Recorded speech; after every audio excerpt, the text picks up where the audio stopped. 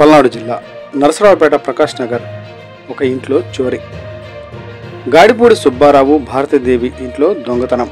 పెద్ద కూతురు వద్దకు గణపవరం ఊరికి వెళ్లారు. మంగళవారం రోజు ఊరికి వెళ్లారు.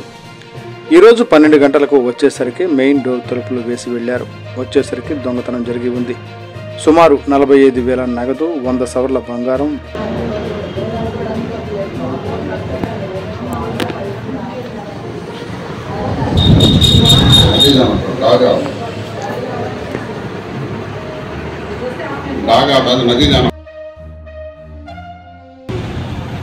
ఉదయం మేము 10:10:30కి ఊరు వెళ్ళామయ్యా.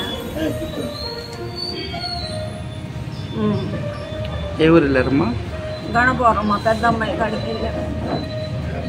ఇవాళ 12 గంటలకు 12:30కి ఇంటికి వచ్చాం. ఇంటికి వచ్చేవరకు ఇంట్లో అంతా గందరగోళం. ఏం జరిగిందమ్మా? ఏం జరిగిందేందో, ఎవరు వచ్చారో ఏందో మరి. అది అంత ఇల్లంతా తాళాలు బగలు కొట్టి బయట తాళమే తీసింది. ఇంట్లో పోయి ఎవరికి గొడ్డ పగిలిపోయింది. ఇనపెట్ట తాళం తీసి అందులో కొండ బంగారం, వెండి, డబ్బులు. ఎంతమ్మా సుమారు?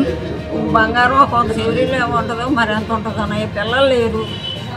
వెండి ఒక కేజీ, మరి డబ్బులు ఒక 45,000.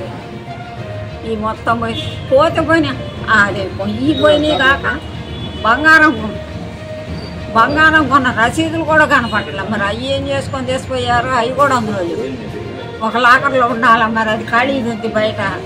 మరి ఎట్ట తెలుస్తుందో. అయ్యో మమ్మల్ని ముట్టుకొని ఇట్లా ఏముండే చూడటానికి కూడా.